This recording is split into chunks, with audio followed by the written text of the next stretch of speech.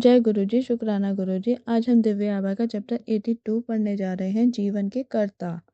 मैं जलवायु tower sector 56 Gurgaon में रहता हूँ। ये मेरा और मेरे परिवार के सदस्यों का गुरु जी की शरण में आने के बाद उनके साथ अपने अनुभवों का वर्णन करने का एक लघु प्रयास है।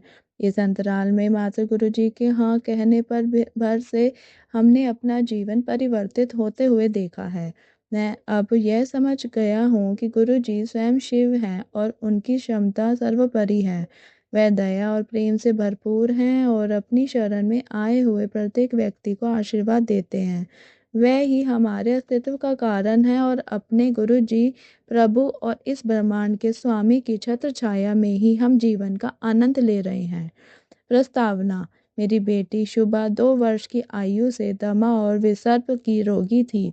उसको यह व्यथा झेलते हुए 17 वर्ष हो गए थे जब 2000 के आरंभ में मेरे एक मित्र ने गुरु जी का आशीर्वाद लेने की बात करी, परंतु वह हमें गुरु जी के पास नहीं ले गए।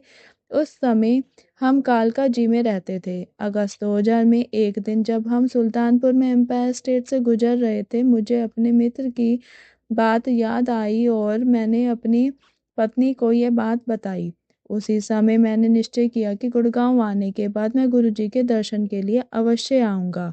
उस समय गुड़गांव में एक मकान की किस्त देने में आ रही कठिनाइयों के कारण हमें उसे बेचना चाह रहे थे। मेरे पिता उस समय हमारे गाजियाबाद वाले घर में रह रहे थे और उनसे धन की आशा नहीं की थी। अचानक गुरुजी के दर्शन करने के निश्चय के 15 दिन उपरांत ही मेरे पिता ने मेरे बड़े भाई को मेरे से गाजियाबाद वाला घर खरीदने को कहा। इससे मेरे पिता उस घर में रह सके और मुझे सितंबर 2000 तक गुड़गांव वाले घर के लिए धन प्राप्त हो गया। गुड़गांव आकर रहने की सब समस्याएं अब समाप्त हो गई। 16 सितंबर 2000 को अचानक मेरी बेटी की त्वचा रोग में वृद्धि हो गई और उसकी यह अवस्था 4 मास तक बनी रही। फलस्वरूप वह अपनी अर्धवार्षिक परीक्षाएं नहीं दे पाई। होम्योपैथी औषधियों का सेवन करने से जनवरी 2001 तक उसकी त्वचा साफ हो गई थी, पर कुछ निशान शेष रह गए थे।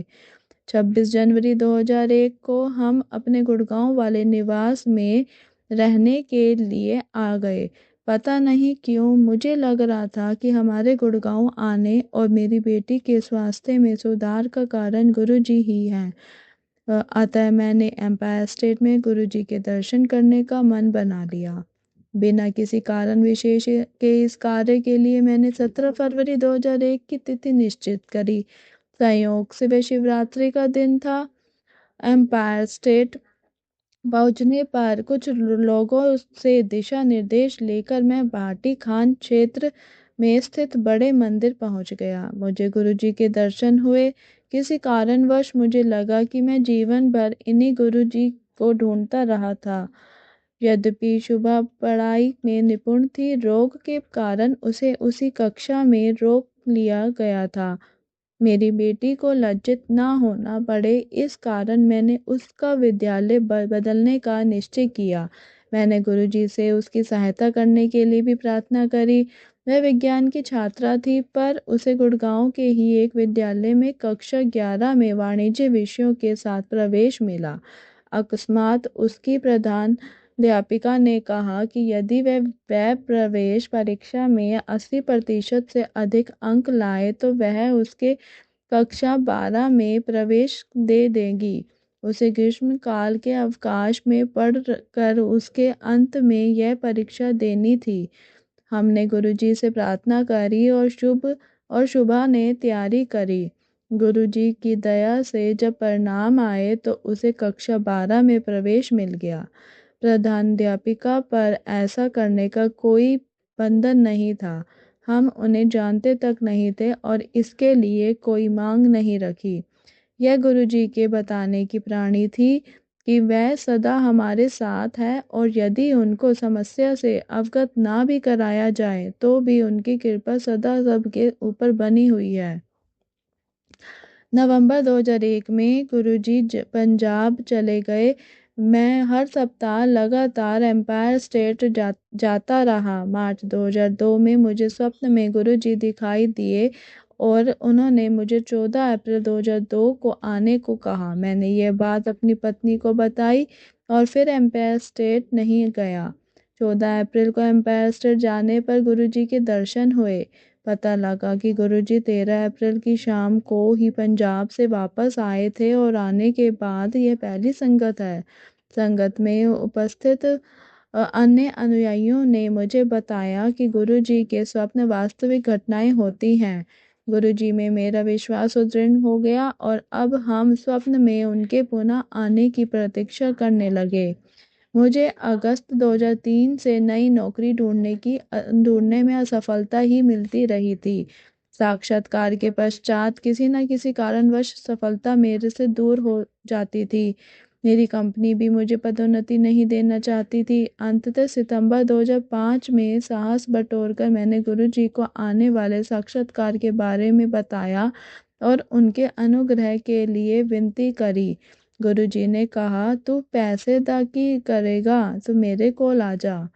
जब एक अन्य भक्त श्री सिंगला ने उन्हें बताया कि मुझे 2 बेटियों का विवाह और करना है तो मुस्कुराकर बोले, जा ते फिर पैसे कमा ले।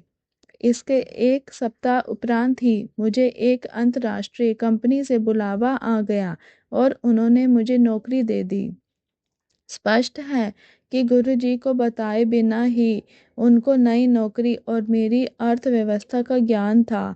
पिता के रोग का निदान। मेरे पिता 79 वर्ष के हैं। जुलाई 2005 में पता लगा कि उन्हें प्रोस्टेट ग्रंथि का कैंसर है। उनकी शल्य क्रिया हुई और वे चिकित्सा करवाते रहे। इसी अवधि में उन्हें दिल का दौरा पड़ा और उनकी एंजियोप्लास्टी हुई। इन दोनों रोगों के कारण ऐसी आपात स्थिति उत्पन्न हो गई जिस पर नियंत्रण नहीं हो पा रहा था। 3 मास के उपरांत उनके पुरस्थ ग्रंथि रोग की पुनरावृत्ति हो गई। मैंने उनसे गुरुजी के आशीर्वाद लेने का आग्रह किया। उस समय तक उन्हें गुरुजी में विश्वास नहीं था और उनके दर्शन के लिए कभी नहीं आए थे। वे मान गए और 2005 के अंत में गुरुजी के दर्शन के लिए एम्पायर स्टेट आए। हमने उनकी समस्याओं के बारे में कभी गुरुजी को नहीं बताया। तत्पश्चात वह घर पर गुरुजी के चित्र के समक्ष ओम नमः शिवाय का जप करने लगे। शनि शनि उनकी सब औषधियां बंद हो गई और उनके सब परीक्षणों के परिणाम भी सामान्य आए। उनके स्वास्थ्य में आशा से कहीं अधिक सुधार आया है। अब वह बड़े मंदिर के सब आयोजनों में जाते हैं। जय गुरु जी, शुक्राना गुरु जी। इसी के साथ दिव्य आबा का ये चैप्टर समाप्त होता है। कल हम दिव्य आबा में पढ़ेंगे प्रभु चरणों में कृपा। जय गुरु जी, शुक्राना गुरु जी। मेरी वॉइस में अगर किसी को अच्छा लगे तो चैनल को शेयर, लाइक और सब्सक्राइब करना ना भूलें। ओम नमः शिवाय। शिव जी सदा सहाय। ओम नमः शिवाय। गुरु जी सदा सहाय।